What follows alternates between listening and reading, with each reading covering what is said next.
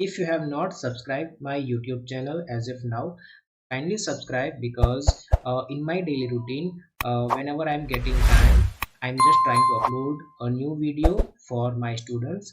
Kindly get the advantage. Definitely, I'm sure about it that you may get something new in your learning. It will be enhancing your skill in core Java concepts, especially in programming. So kindly subscribe, share with your friends, and like all the videos. Let's talk about the other way of checking the command of Maven, especially in command prompt. So let me try to go to the location first. Right click on the project, properties, and you should click here and go in this project, and at the address bar you just have to type cmd.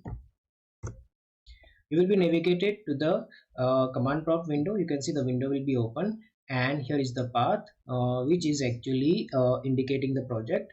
And now here we should type maven. uh, Maven, we have to apply here a compile command, so I can type here mvn compile. Once you have typed it, you just have to press enter key of your keyboard. It should wait for a while, and you can see here it is successfully compiled. Right, build success. We have